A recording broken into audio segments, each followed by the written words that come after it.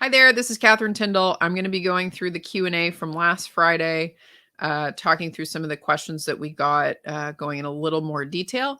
Now, as a caveat to this, I'm not going to be giving any specific tax advice, but if you would like to have an assessment done of your organization or need more specific advice, and are looking for a consulting engagement, please reach out using one of the links below if you're either a tax professional or an organization looking to get some formal assistance on this. But let's just dive right into it. So are we an ERC facilitator that can help with the qualification process? The answer is yes. So we're a CPA firm. We mostly work with other tax professionals to assist them in this process for their clients through doing eligibility determinations, substantiating documentation, filings, tracking, IRS resolution, etc. So if that's something that you would need assistance with, please feel welcome to reach out below and we can get in touch about how we work with other tax pros. Same thing for the expert advice question here. We do consulting engagements based on what the need of the client is, and the complexity of the question at hand. All right. PEOs, if you file with a PEO, if you don't know what a PEO is, then this probably doesn't apply to you. So PEOs, whenever you have someone that's doing a filing on behalf of your clients for payroll taxes, so it's coming under this other organization's EIN, they will have to be the one that files the amended returns. And the reason for this is that if your organization files for it under your EIN, the IRS is going to say, but wait, this organization hasn't filed payroll tax returns before, so we're not going to give you a refund. You never filed these returns. And so that's why you have to work through the PEOs. Now, if you have an obstinate PEO, there may be other recourses for you to be able to get the credit if the PEO is not willing to work with you on this. But typically, you're going to have to work through them. All right.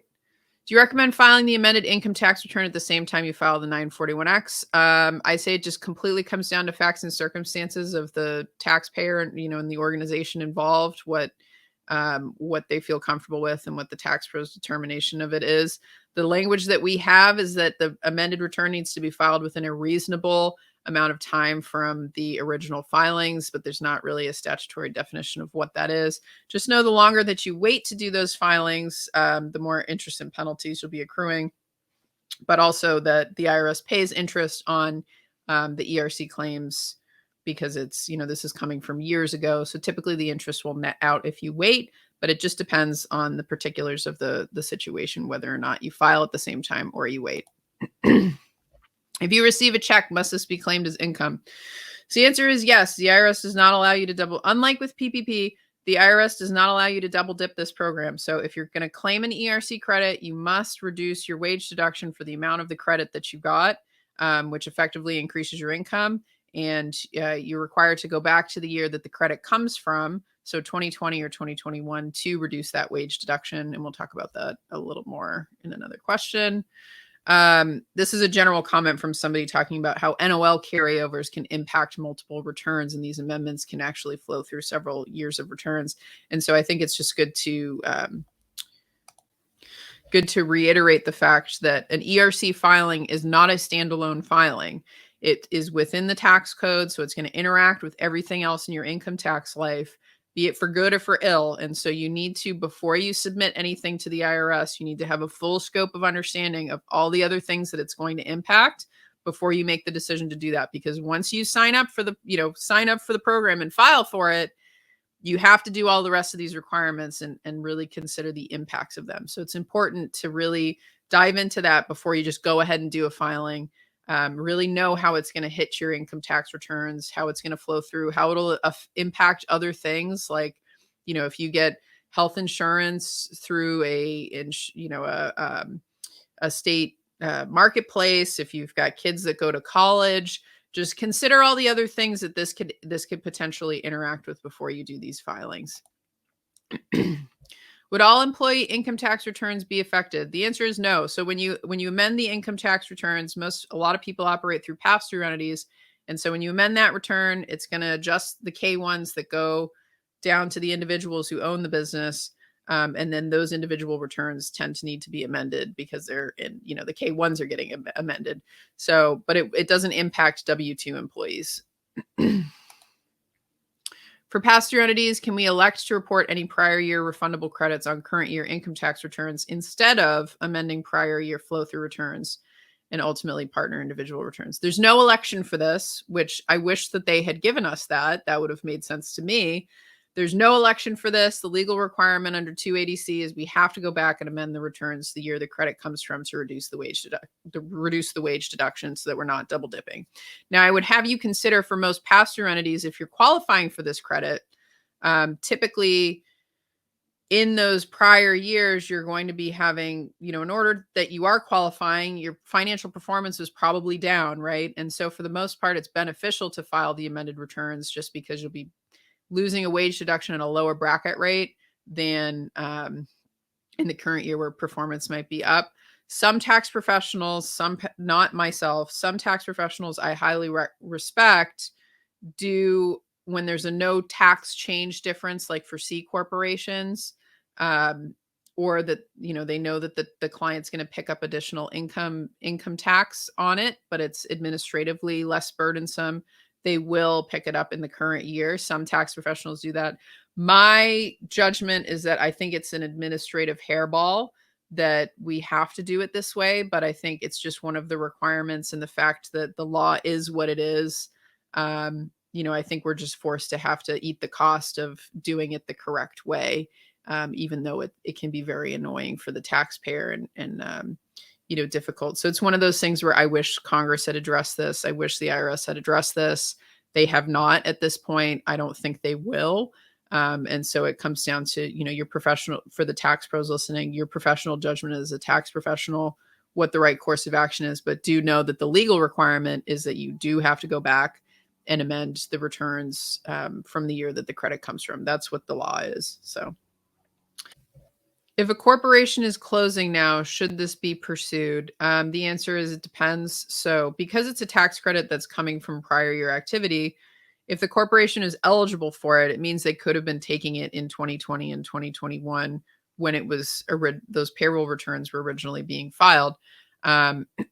So, if your organization is eligible for it, it's not contingent on future activities for you to participate in this program. It's contingent on those past activities, right?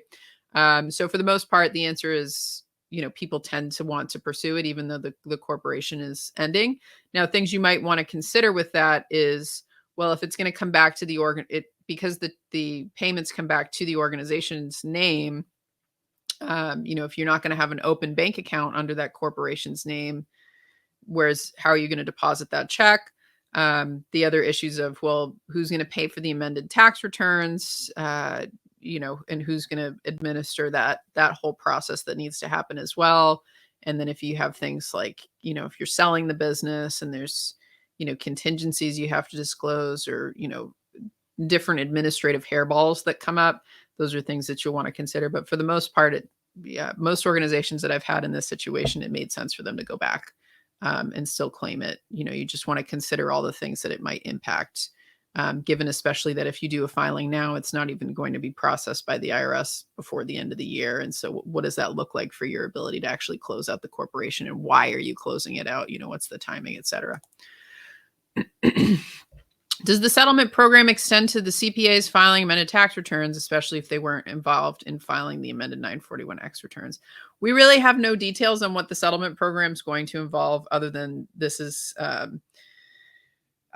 correct judgment by the IRS that if they're going to try to clean up the mess that's happened with all these erroneous tax filings, they're going to need tax preparers to assist with that. And so by giving a settlement program where tax pros can work with clients who had a bad claim done to get that resolved in a way that's going to be less painful for the client in terms of, underpayment of payroll tax is a nasty penalty. So, that's kind of all we really know about the settlement program at this point. I would urge you, if you're a tax professional and you're suspicious that a client's asking you to amend a return for what looks like an erroneous claim to you, I would tread very lightly in that situation, because now your name is going to be getting signed on to something that is related with, an inappropriate tax filing. So I would just recommend you tread very carefully, and just really consider what your, for tax pros, what your ethical requirements are, and review Circular 230 and really try to help that client through that situation, and not just bury your head in the sand if you think that that's happened to a client. How can we file when the IRS is blocking them at this point until the end of the year? So basically the current guidance that I have, and this is recorded September 25th, so this is a completely fluid situation as the IRS only announced the moratorium last week. The guidance that I've had from IRS personnel is that if you qualify for the program, review the eligibility requirements, make sure you really are eligible. But if you qualify for the program, you can still submit the claim. It's just that we won't process it, is what they've told me. I think what's more practical advice at this point is to just wait a little bit, because I'm suspicious that there might be changes in the administrative process, maybe some supplemental information or forms that the IRS wants for future claims. And so my personal stance in the firm is that we're going to wait for a couple weeks and see if there's more announced on proposed changes that they're going to have. And also they're doing a tax controversy conference at the end of October that I'm attending, that I'm hoping that I can get some more answers there, as well as what we should do. Because, there's one thing, there's kind of two different things. It's the what can you do versus what should you do. And my experience in dealing with the IRS is you have to realize you're dealing with very large structural systems that have a lot of problems in them. And if you submit a filing and it has to somehow flow backwards in their system, like they need more information, or it just gets snagged on something, that turns into a nightmare situation for the organization. And so, the best thing you can do is if you can wait, and then make sure when you're submitting things, you're really following all the IRS processes, so that they're not having to ask you for more information, that you're not, submitting a filing after they've changed a requirement or something like that. You just want it to be a very smooth process with them. And so really making sure you're dotting your T's, dotting your I's and crossing your T's. And if they change a mailing address for the, where they want these sent or things like that, you just kind of want to catch all that ahead of time, because anything in the paperwork that's slightly off administratively for them, it just creates a lot of problems when something gets snagged in the system, just because, maybe it was submitted to an incorrect address, or things like that can really gum it up. So I would recommend waiting at this point for a bit, but you can still file them. They told me, file the claims, but my personal perspective is I just want to make sure everything's going to go through smoothly. If they do intend to make some changes, which if I were them, I would make some changes. So we'll see. Is the moratorium the end of the ERC? So I think it's important to note that the IRS does not create the tax code. They just administer it. And so if you're an organization that's eligible for the program, your eligibility requirements are not going to change because the tax law is not changing. What the moratorium is really about is the IRS got flooded with what they believe to be erroneous claims.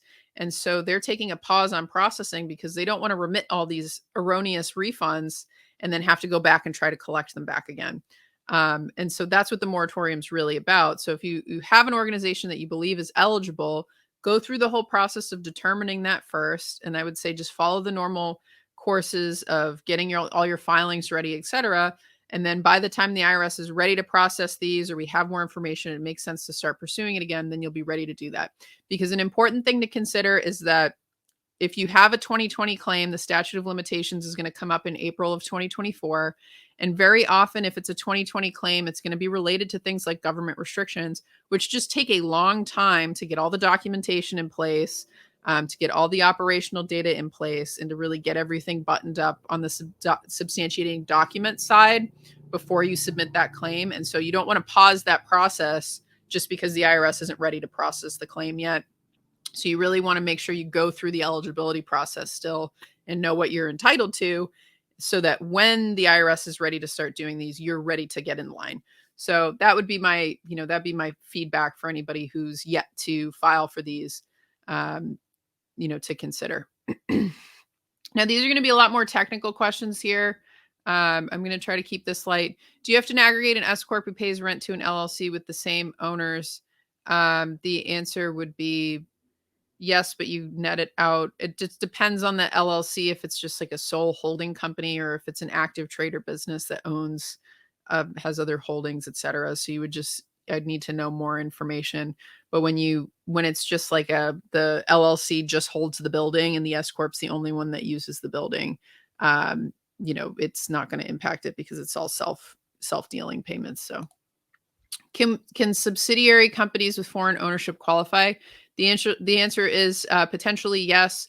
You just need to dig into what the relationship between the companies is, and then what the foreign owner company's tax status is in the US. And it's kind of complicated, but the answer is potentially yes. If you have the situation, you should just have an assessment done.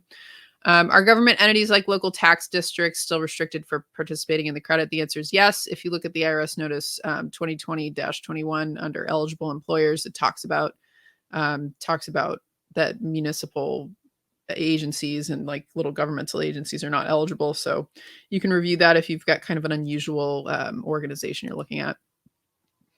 If the owner has two separate businesses with one qualified for the credit and the other one not qualified, will that cause both qualified or non-qualified on the aggregate rule?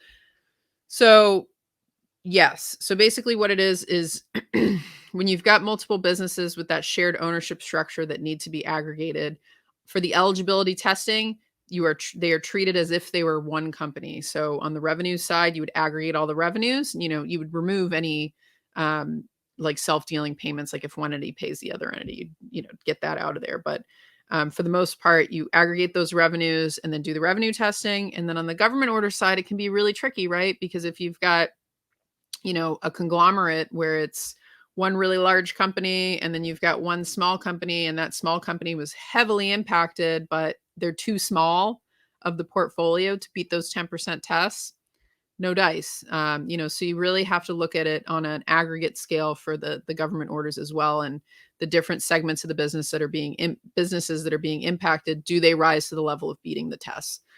So it can be really frustrating. Regarding aggregate businesses, 4 separate companies, each owned by the same person. So you'd have to aggregate those. Employees can work for any of them. Does this mean all companies must be combined and not separated? So for the eligibility testing, yes. But then when you actually go to do the filings, very often we'll have it where you have one really large company and then a couple of small companies where it's not worth it for the amended returns to go through the process of claiming small credits. You don't have to claim the credit for those small ones. You do have to do eligibility testing as if they were all one. But then when you actually go to claim the credit, you're not forced to take a tax credit. You can choose where you want to do it, especially when you consider the amended returns requirement if you have some small entities. So that's how it would work. Does the ERC apply to landlords who filed Schedule E on 1040? If you're filing a Schedule E, you're not an active trade or business, so no. If you're an active trade or business is the question, and that's something that the tax professional who files the tax returns can help you determine. That's a nuanced question on its own. If a business had a decrease in revenue by at least 20% in Q1 and Q2 of 21, does it qualify in the following quarter, Q3? The answer is yes. Is there a specific doc that talks about it? So if you're interested in the alternative quarter election, which is that weird tag-along rule for revenue testing, only applies to 2021. It's IRS Notice 2021-23. Section C talks about that and the mechanism of how it works. The tool that's also was in the email for this captures that, so you can just take a look at that as well. But if you want to know more about that weird rule, that's where it is. How easy is it to get the government order? Depends on what the government agency is that you're working with. So typically we recommend you try to figure out from the organization and ops at what level they were experiencing the restrictions. And then you need to go back to the agencies that were causing the restrictions. It's either going to be federal agencies, usually not federal agencies, but it's usually state governments, local health boards.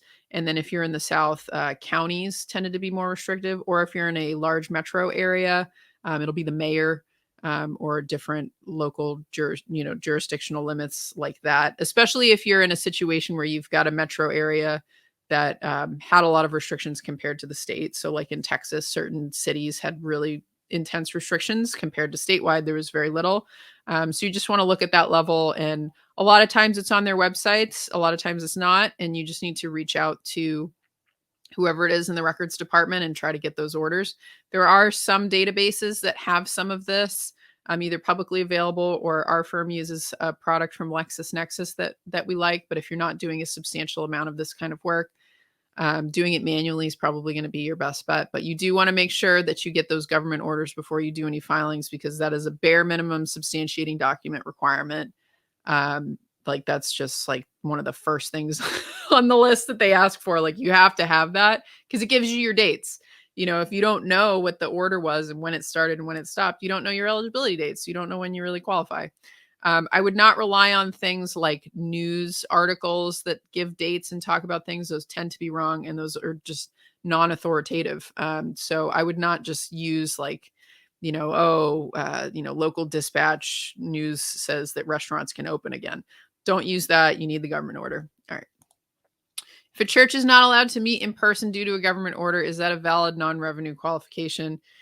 Depends. So you need that government order, and then you just need to, like I say in the presentation, you're going to have to beat those 10% tests depending on what the level of the restriction was. Look at pre-pandemic activity, look at pandemic activity. Can you prove a 10% operational impact? What do you have for data? It's really what it comes down to. So similar question with a church and a school by a shutdown order. Does conducting classes online disqualify? Same thing. It depends. What did pre-pandemic activity look like? What did pandemic activity look like? When you consider the maybe they had to shift to online, but it was all high school coursework, and high school kids can basically do school online. There's not really there's not a more than nominal impact on their ability to do coursework when they're doing it online. Then probably no, right? But if it's kindergartners where they can't use computers, probably yes, if that's, the majority of your population. But it just comes down to what's the particularities of the situation? What do you have data for? And then what's the language of the government restriction itself? Because even when you have things like organizations had all these, operational changes, but when you look at the government order, it's non-binding language. It's just suggestions. It's not going to work, right? So you need all of those pieces to line up to get it to work. So I recommend, just review the slides that we provided and kind of go through, each step of the pace of find that government order. What's that language? Is it binding language? What are the dates involved? What's the operational data that we have? Is the operational data supporting an argument for more than 10%? What about a construction company where the customers canceled because they didn't want outside exposure? The IRS actually uses this as an example. The answer is yes, you can qualify, but only under revenue declines. So when you have things like customers canceling or venues canceling, things like that, the government says, well, everybody had all sorts of crazy disruptions during the pandemic. If it really hurts you, it's going to show up in your revenues. And so that's why we give you the revenue test. So you'd be stuck with the revenue test on that one. Does your firm have ERC experience with supply chain disruptions for a liquor store that was not restricted by government limitations in their home state? I've actually had some reach out to me about this. And basically, the issue that you have with supply chain is unless you get very specialized materials and you can point, review the slides that we had, but it's, you need that government order on the supplier. You need to show that you couldn't buy those goods anywhere else. So typically if it's a product that's readily available on the market, like liquor, it's like you can buy Johnny Walker from a bunch of different places. It's really not going to work for you. It tends to only be things where it's specific materials, and then you have to really be able to show that the supplier that you can only buy these specific proprietary materials from, the reason why you couldn't buy it was because of a direct domestic government order. And then also that the impact of that was impacting your business by at least 10%. It tends to only go for like heavy manufacturing or like some very specialized construction. But the most part, the suppliers in general, in most jurisdictions, weren't subject to significant restrictions that would then flow down and create a 10% impact on your organization. And that's what you have to show. So it's a really hard argument to make. I'd say if you've got anything that's like generalized products that you get, like just general lumber or, goods that you buy from one place that you could buy from another place, it's just not even an avenue that's worth going down most of the time. So very, very difficult to qualify. Could the narrative include excessive costs rather than revenue reduction that were above the amount budgeted for construction contract. And this is a question related around qualifying under government orders. So I think what you need to keep in mind is, first, what's the government order? What's the restriction on your organization? Is it legally binding? And then the last piece is how do we make the argument that this is impacting our organization's ability to provide goods and services by at least 10%? And so when you have things like excess costs, that doesn't make that argument to me, right? Because things were more expensive.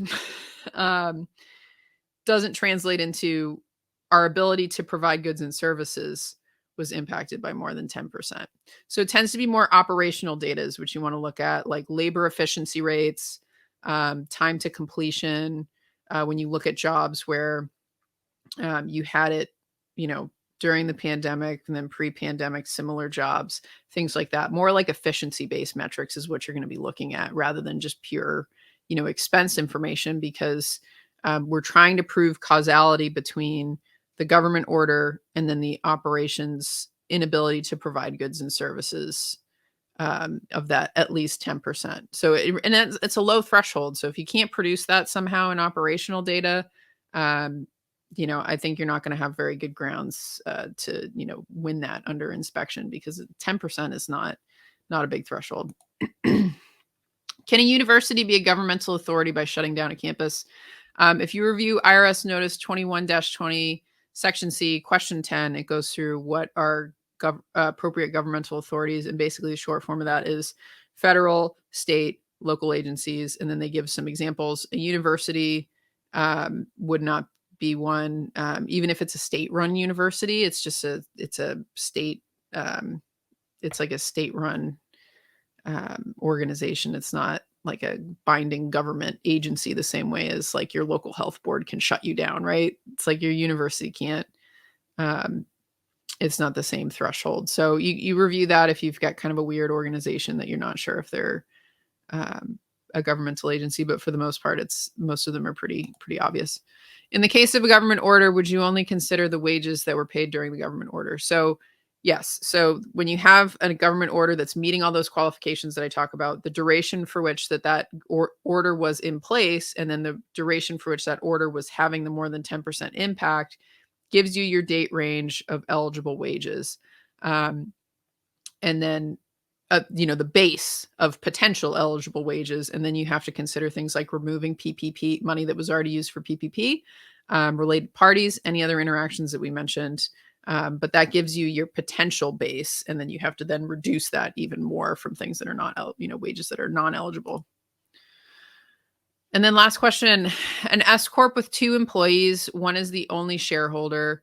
Then the shareholders' wages are not eligible for the ERC. The answer is yes. And then if that other employee is a family member or a spouse, they're not going to qualify either. So that's why if you have small organizations, you want to know that one up front, what all the family relationships are, because more than 50% owners are not going to qualify. And then you have to consider the family attribution rules. So very complex there. So those were all the questions that we wanted to answer from the Friday session. Thank you for sitting through all of those little detailed minutia. If you would like future assistance with any qualification questions, we're available for formal consulting engagements. We're also available to do assessments for organizations to help them determine if they have a potential pathway for eligibility under this program, or if they've been subject to an erroneous claim, helping them work through the process of getting that sorted out. So feel welcome to reach out using the links below, and you can visit our website at dominiones.com. There's numerous ways to contact us there. But thanks again for joining us on the CPA Academy webinar on Friday, and I hope you got a lot of value out of this. Really, appreciate all the great feedback that we got, and really enjoy doing these for, the profession. Have a wonderful rest of your day. Thanks.